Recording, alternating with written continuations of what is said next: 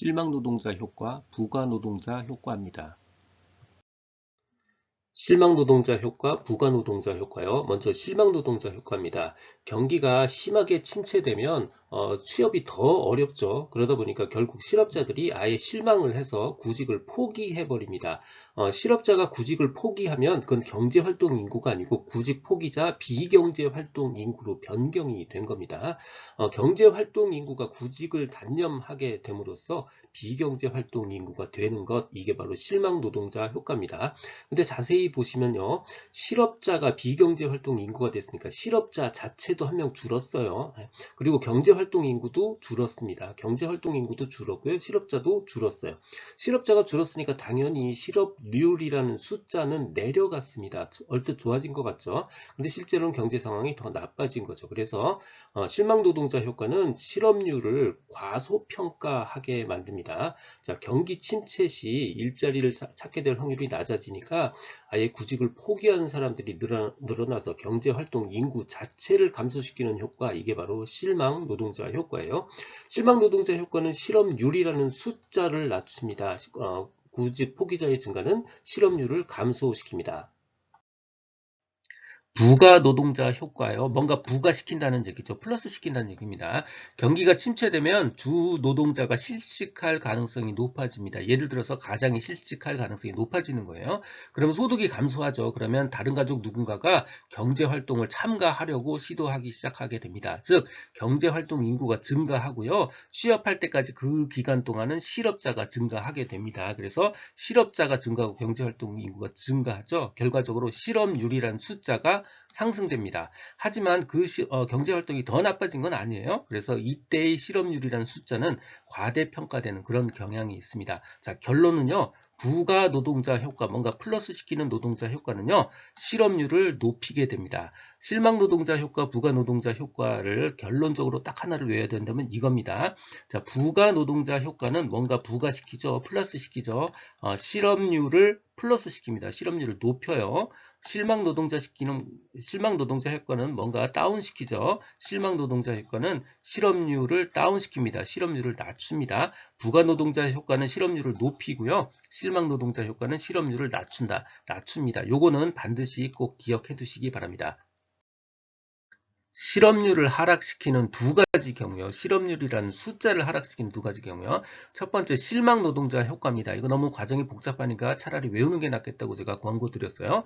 실망 노동자 효과는 실업률을 하락시킵니다. 자, 과정은 이래요. 경기가 침체되니까 실업자가 취업 가능성을 포기해서 실망하고 구직을 아예 포기해 버립니다. 구직 포기자는 경제활동 인구가 아니라 바로 비경제활동 인구예요. 그래서 결국 경제활동 인구에서 비경제활동 인구로 변경이 됩니다. 경제활동 인구가 줄었다는 뜻이에요. 마찬가지로 경제활동 인구에서 비경제활동 인구가 됐으니까 실업자 그 자체도 감소했습니다. 실업자가 줄었으니까 실업률은 감소하게 되는 거예요. 자, 예를 들어서요. 10명의 경제활동 인구가 있다고 생각해 볼게요. 그리고 8명의 취업자가 있고 2명의 실업자가 있다고 가정을 해 볼게요. 이때 우리가 실업률을 계산하면 10분의 2입니다. 예분의 예요. 이렇게 해서 20%의 실업률을 얻을 수가 있어요. 그런데 이 2명 중에 1명이 취업의 가능성이 없다고 생각하고 아예 포기해버리고 이쪽 비경제활동 인구로 넘어가 버립니다. 그러면 결국은 8명이 취업자고 1명만 실업자죠. 경제활동 인구는 10명에서 9명이 된 겁니다. 이때 실업률을 계산하면 9분의 실업자가 1명이니까 1이죠. 결국 11%를 얻을 수 있습니다. 마치 20%에서 10%로 실업률이 줄었으니까 경기가 2배쯤 좋아진 것처럼 생각할 수도 있지만 사실은 경제는 훨씬 나빠진 거예요. 그래서 이때 발생한 실업률은 과소평가되는 그런 경향이 있습니다. 실망 노동자 효과가 실업률이라는 숫자를 하락시키는 첫 번째 원인이에요. 실업률을 하락시키는 두 번째 경우 바로 비경제활동 인구가 바로 취업을 해버리면 실업률이 낮아집니다. 비경제활동 인구가 실업자로 갔다가 취업하는 거 말고 비경제활동 인구가 바로 직접적으로 취업을 해버리는 경우, 이 경우가 바로 실업률을 하락시키는 경우예요. 자, 예를 들어서 경제활동 인구가 10명이었다고 치고요. 취업자가 8명이었고요. 실업자가 2명이었어요. 최초의 실업률은 10분의 2죠. 네, 그래서 10분의 2여서 20%의 실업률이었습니다. 근데 비경제 활동 영역에 있는 누군가가요, 바로 취업을 해버립니다. 그러면 취업자가 8명에서 9명이 되죠. 그러면 그리고 경제 활동 인구는 바로 9명과 2명을 다 더해야 되니까 10명에서 11명이 됩니다. 이때 실업자는 변하지 않고 2명이었어요. 그래서 이때 실업률을 계산해 보면 11분의 2가 됩니다. 그래서 약 18%의 실업률을 얻을 수 있어요. 즉 실업률이 20%에서 18%로 2% 정도 내려간다는 걸 확인할 수 있습니다. 자, 다시 얘기하면요. 비경제 인구가 취업을 하게 되면 경제활동 인구가 증가하게 되고 결국 실업률이 하락하게 됩니다. 바로 앞에서 배웠던 우리 부가노동자 효과하고는 살짝 달라요. 구별을 하셔야 됩니다. 부가노동자 효과는 이 비경제 활동 영역에 있던 사람이 실업자로 이동하는 거예요. 실업자로 이동하기 때문에 실업률이 높아집니다. 하지만 이 경우는 실업자로 가는 게 아니고요. 바로 취업자로 가버렸기 때문에 실업률이 하락하게 됩니다. 부가노동자 효과하고는 명확하게 구별을 하셔야 됩니다. 다시 정리하면 두 가지 경우요. 첫 번째 실망노동자 효과고요. 두 번째는 비경제 활동 인구가 바로 취업을 한 경우 이 두 가지 경우입니다. 다음 중 실망노동력 인구는 어디에 해당하는지 묻고 있습니다. 실망노동자란 실업자가 실망해서 구직을 포기하고 결국 비경제활동 인구가 돼버리는 거죠. 정답 4번입니다. 경기 침체 시 실업률이 높아질 때 경제활동 인구가 감소되는 효과요. 경제활동 인구가 감소됐다라는 이야기는 비경제활동 인구는 증가했다라는 의미입니다. 경기가 심하게 침체되면 취업 가능성이 낮아지니까 실업자들이 실망하게 돼서 결국 구직활동을 포기해요. 구직활동을 포기했다는 이야기는 비경제활동 인구가 됐다는 이야기예요. 비경제활동 인구가 추가됐다는 이야기고요. 경제활동 인구가 감소됐다는 이야기입니다. 효과는 바로 실망 노동자 효과입니다. 정답 4번입니다. 경기 침체로 실업자가 직장을 구하는 것이 더욱 어렵게 돼서 구직 활동을 단념하게 되고 그럼으로써 비경제 활동 인구가 늘어나고 경제 활동 인구가 감소하는 현상이요. 실망해서 구직 활동을 포기하는 현상입니다. 실망 노동자 효과예요. 정답 1번입니다. 구직 활동을 포기했으니까 결국 구직 포기자 비경제 활동 인구가 된 거예요. 비경제 활동 인구는 늘어나게 되고요. 그 숫자만큼 경제 활동 인구는 감소하게 되는 겁니다. 불경기에 따라 발생하는 부가노동자 효과와 실망 실업자 효과에 따라서 실업률이 변합니다. 다음 중 실업률에 미치는 효과의 방향성이 옳은 거요. 자, 이거 이론 쭉 따져서 우리가 유추해내는 것도 좋지만 우리는 짧은 시간 내에 문제를 풀어야 되니까 자, 이건 그냥 외우기 쉬우니까 외워두는 게 좋습니다. 자, 부가 더하기죠. 실업률을 더하는 효과가 있고요. 실망 뭔가 빼지는 것 같죠? 실망은 실업률이 빠지는 효과가 있습니다. 부가노동자 효과 플러스 효과고요. 실업자 효과 실업률 측면에서는 마이너스 효과입니다. 정답 1번입니다. 경기 침체에도 불구하고 실업률이 크게 높아지지 않았다면 그 이유로 가장 적합한 거예요. 경기 침체가 생기면 실업률이 크게 높아져야 되는데 생각보다 덜 높아지거나 오히려 낮아지기까지 합니다. 자, 그 이유요. 바로 실망 노동자 효과 때문입니다. 정답 2번이에요. 실망 노동자 효과가 생기면 결국 구직을 포기하기 때문에 경제 활동 인구 자체가 감소해요. 그래서 마치 실업률은 낮아지는 것처럼 보여지기도 합니다. 그래서 실망 노동자 효과가 크면 바로 실업률이 크게 높아지지 않거나 오히려 낮아지기까지 하는 그런 현상을 보이기도 합니다. 실업률에 관한 설명으로 틀린 거요. 실망 노동자 효과가 발생하면 실업률은 마이너스로 내려가고요. 부가 노동자 효과가 발생하면 실업률은 플러스로 올라갑니다. 내용은 실제로 이해하면 되기는 하지만 오히려 더 어려울 수 있습니다. 실망은 마이너스고요. 부가 플러스죠. 부가 노동자 효과는 실업률이 플러스다. 이렇게 그냥 외우는 것도 좋은 방법이에요. 실업률은 실업자 수를 경제활동 인구로 나눈 거죠. 그래서 퍼센트로 표시한 겁니다. 곱하기 100한 거예요. 4번 맞는 이야기고요. 실망 노동자 효과는요. 실업률이 너무 높아서요. 구직을 포기한 겁니다. 실망해서 구직을 포기해서 발생하는 현상이에요. 그래서 실업률이 낮은 경우에 발생한다. 네, 틀린 거예요. 실업률이 높은 경우에 더 크게 나타나게 됩니다. 틀린 거 정답 3번입니다.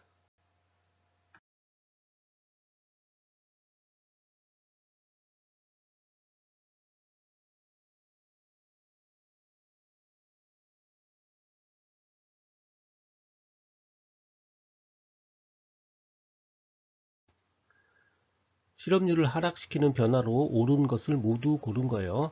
첫 번째 실망 노동자 효과입니다. 실업자가 구직을 포기하고 비경제 활동 인구로 전환되는 경우 실업률이 내려갑니다. 자, 이 완전 반대가 비경제 활동 인구가 실업자가 돼버리는 거예요. 비경제 활동 인구가 실업자로 되는 경우 이건 거꾸로 실업률이 올라가겠죠. 그러니까 리을은 아니고, 대신 비경제 활동 인구가 취업자로 전환이 되면 마찬가지로 실업률을 낮출 수 있습니다. 그래서 정답은 니은 디귿이에요. 정답 3번입니다.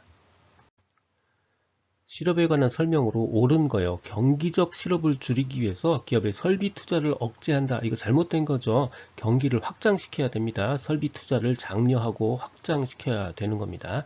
취업자가 존재하는 상황에서 구직 포기자의 증가, 즉 실망 노동자 효과죠. 실망 노동자 효과는 실업률을 감소시킵니다. 맞는 이야기죠. 정답 2번입니다. 전업주부가 직장을 가지면 이렇게 되면 취업률이 올라가고요. 실업률 낮아집니다. 자, 하지만 전업주부가 직장을 가지면 이 사람은 비경제활동 인구에서 경제활동 인구가 됐잖아요. 그러니까 경제활동 참가율은 낮아지는 게 아니라 올라가게 됩니다. 실업급여가 확대되면 우리 취업 준비하는 사람들은 여유가 생기죠. 그러면 직업 탐색 기간을 늘립니다. 탐색 기간이 늘렸다는 이야기는 결국 탐색적 실업을 증가시켰다는 이야기입니다. 일부 사람들이 실업급여를 계속 받기 위해 채용될 가능성이 매우 낮은 곳에서만 일자리를 탐색해서 실업 상태를 유지하고 있습니다. 다음 중 이런 사람들이 실업자가 아니라 일할 의사가 없다라는 이유로 비경제활동 인구로 분류시킬 때 나타나는 현상으로 옳은 거예요. 이거 문제가 굉장히 길어서 헷갈리지만 앞의 내용은 아무 상관없는 거고요. 딱 요약하면 이겁니다. 실업자였던 사람을 비경제활동 인구로 바꾸면 무슨 현상이 생깁니까? 라고 물어본 거고요. 이건 실망 노동자 효과랑 순서가 똑같죠. 그러니까 실망 노동자 효과처럼 실업률은 낮아지게 됩니다. 자, 실업자가 비경제활동 인구가 됐으니까 경제활동 인구는 한 명이 줄었고요. 비경제활동 인구는 한 명이 늘었어요. 경제활동 인구가 한 명이 줄었으니까 결국 경제활동 참가율도 낮아지게 되는 거죠. 실업률, 경제활동 참가율 모두 낮아지게 되는 겁니다. 정답 2번입니다. 실업에 관한 설명으로 옳은 거요. 마찰적 실업은 자연 실업률 측정에 포함되지 않는다. 자연 실업률이란 마찰적 실업 플러스 구조적 실업을 이야기하는 겁니다. 그러니까 마찰적 실업은 당연히 자연 실업률 측정에 포함되는 거죠. 잘못된 거고요. 더 좋은 직장을 구하기 위해 잠시 직장을 그만두는 경우 이거 직장을 구하는 구직 활동 기간 사이의 실업이죠. 이거 마찰적 실업이라고 부릅니다. 경기적 실업이라 잘못됐고요. 경기적 실업은 자연 실업률 측정에 포함된다. 경기적 실업률은 없죠. 자연 실업은 마찰적과 구조적입니다. 경기적은 해당되지 않고요. 실망 실업자가 많아지면 실업률은 하락하게 되고요. 부가 노동자 효과가 커지면 실업률은 증가하게 되죠. 실망 노동자 효과 실업률 하락시킨다. 맞는 이야기입니다. 정답 4번입니다. 필립스 곡선과 베버리지 곡선입니다. 필립스 곡선입니다. 필립스 곡선이란 실업률과 물가 상승률, 즉 가격 인플레이션이죠. 그 다음 실업률과 임금 상승률과의 관계를 설명하고 있는 곡선이에요. 즉 실업률과 물가 상승률은 서로 상충관계, 즉 역외상관관계가 있다 이렇게 보고 있고요.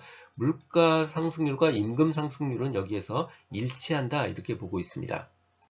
베버리지 곡선 혹은 실업 결혼 곡선입니다. 종축은 결혼 숫자고요. 횡축은 실업자 숫자입니다. 이 그래프가 원점에서 멀어지면 멀어질수록 결혼 숫자가 늘어나도요, 여전히 실업자 수가 같이 따라 늘어나게 됩니다. 이 이야기는 기업이 아무리 적임자를 찾으려 해도 못 찾고 여전히 실업자 수가 여전히 같이 늘어나고 있다는 뜻이죠. 그 의미는 결국 구조적 실업자 수가 존재한다라는 뜻입니다. 그래서 원점에서 멀어질수록 구조적 실업자 숫자가 증가하고 있다라는 것을 의미합니다. 현재의 실업자 숫자에서 현재의 결혼 숫자를 서로 빼주면 바로 수요 부족 실업자 수에 해당이 돼요. 그러니까 수요 부족 실업과 비수요 부족 실업을 구분할 수 있습니다. 자, 중요한 포인트예요. 두 번째 포인트. 하지만 우리가 이 그래프 어디에도 마찰적 실업 정보를 우린 찾을 수 없어요. 그래서 마찰적 실업과 구조적 실업을 구분하는 것은 어렵습니다. 요 두 가지 원점에서 멀어질수록 구조적 실업이다. 두 번째 마찰적 구조적 실업은 구분할 수 없다. 이게 실업 결혼 곡선, 베버리지 곡선의 포인트입니다. 필립스 곡선은 어떤 변수 간의 관계를 설명하는 것인가 묻고 있습니다. 필립스 곡선은 실업률과 임금 상승률 혹은 실업률과 물가 상승률 간의 관계를 설명하고 있는 곡선이죠. 정답 4번입니다. 실업률과 물가 상승률 간에는 역의 상관관계를 가지고 있다라는 걸 의미하는 곡선이요. 바로 필립스 곡선이죠. 정답 2번입니다. 실업 결혼 곡선에 관한 설명으로 틀린 거예요. 실업 결혼 곡선, 베버리지 곡선은 종축, Y축은 결혼 수고요. 횡축, X축은 실업자 수를 의미합니다. 원점에서 멀어질수록 구조적 실업자 수가 증가하고 있다라는 걸 설명할 수 있는 거고요. 마찰적 실업과 구조적 실업을 구분한다. 이게 잘못된 겁니다. 구조적 실업과 수요 부족 실업을 설명할 수 있는 거예요. 마찰적 실업 관련 없습니다. 틀린 거 정답 3번입니다. 직업 탐색 이론과 케인즈 실업 이론입니다.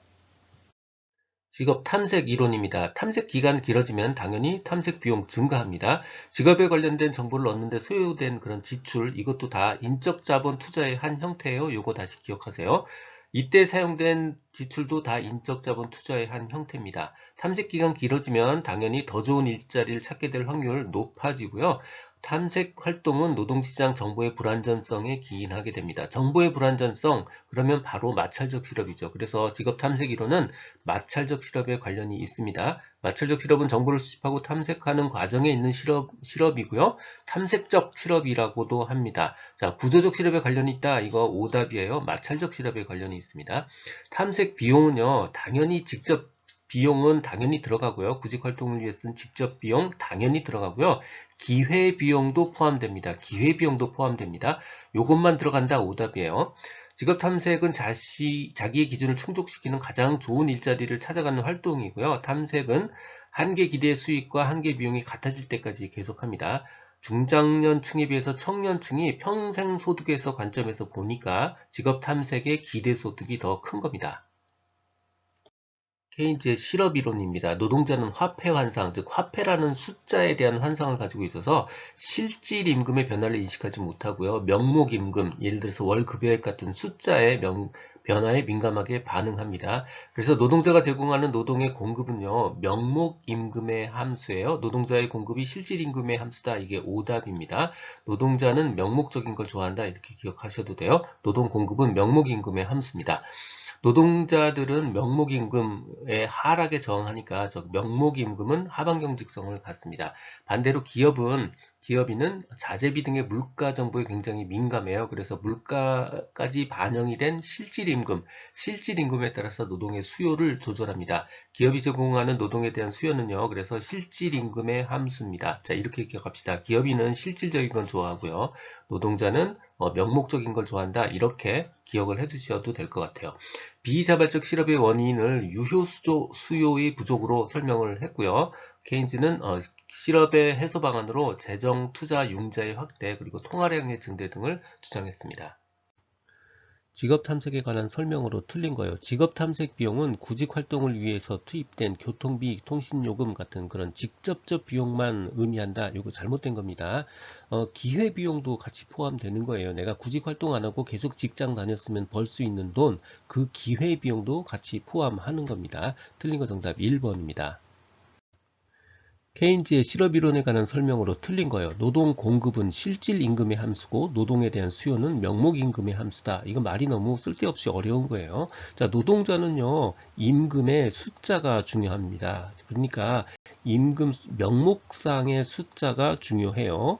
하지만 사장님은 임금의 숫자가 아니고 이 숫자가 가지고 있는 가치가 중요합니다. 즉 실질 가치가 중요한 거예요. 노동자는 노동을 공급하는 사람이고요. 사장님은 노동을 수요하는 사람이죠. 그러니까 노동 공급은 명목 임금의 함수예요. 노동 공급은 실질 임금의 함수가 아니고 명목 임금의 함수고요. 노동 수요, 사장님은 실질 임금의 함수입니다. 노동에 대한 수요는 명목 임금이 아니고 실질 임금의 함수입니다. 그래서 틀린 거 정답 1번입니다. 실업 정책 파트입니다. 실업에 대한 정부의 정책이요. 실업 정책에는 고용 안정 정책, 그리고 고용 창출 정책, 그리고 사회 안전망 정책 이렇게 세 가지 종류가 있습니다. 고용 안정 정책에는 직업 훈련 효율성 제고, 그리고 고용 서비스 제공 같은 것들이 있어요. 예를 들어서 적성 검사나 취업 지도, 직업 소개, 해외 고용 관리 이런 것들이 다 고용 서비스 제공에 해당되는 거고요. 고용 안정 정책에 해당합니다. 두 번째 고용 창출 정책, 직업을 만드는 거예요. 그래서 실업률로부터 탈출을 촉진하는 그런 정책이에요. 제일 중요한 거 무슨 유연성 확보, 공공시장 유연성, 고용시장 유연성, 공공부문 유연성 확립 이런 것들이 바로 고용 창출이에요. 이거 근무시간 유연제도 같은 것들입니다. 그래서 결국 이런 방법을 통해서 고용을 창출하려는 거 고용 창출 정책이고요. 사회 안전망 정책에는 실업급여, 실업부조금 같은 것들이 있습니다. 제일 중요한 거 실업급여요. 실업급여는 어느 정도 기간 동안 적극적인 구직 활동을 한 사람한테만 줘요. 그래서 이게 출제가 되는 거예요. 적극적인 구직 활동을 한 사람한테만 실업급여를 지급하고요. 바로 그 이유 때문에 경제활동 참가가 증대됩니다. 실업급여는 경제활동 참가 증대시키는 영향이 명백하게 있고요. 그 다음 실업급여는 사회안전망 정책에 해당합니다. 이 두 가지는 꼭 같이 기억을 해두셔야 돼요. 실업 정책을 크게 고용 안정 정책, 고용 창출 정책, 그리고 사회 안전망 정책 이렇게 구분합니다. 여기 사회 안전망 정책에 해당되는 거예요. 사회 안전망 정책 중에 제일 중요한 거, 그리고 사람들이 가장 피부에 느끼는 거 실업급여입니다. 정답 1번이에요. 실업대책에 관한 설명으로 틀린 거예요. 일반적으로 실업대책은 고용 안정, 고용 창출, 그리고 사회안전망 정책 이렇게 구분이 됩니다. 그 중에 고용 창출 정책이라는 건 결국 일자리 만든다는 거죠. 일자리 만든다는 이야기는 결국 실업자를 줄인다는 이야기고 실업률로부터 탈출을 촉진하는 정책이라는 뜻입니다. 고용 창출 정책의 대표자들은 다 유연성이라는 말이 붙습니다. 고용시장 유연성, 공공부문 유연성, 그리고 근무시간 유연성 이런 것들이요. 공공부문 유연성 이건 사회안전망 정책이 아니고요. 고용 창출 정책입니다. 틀린 거 정답 4번이에요. 직업훈련 효율성 제고 같은 대부분의 정책은 다 고용 안정 정책에 해당됩니다.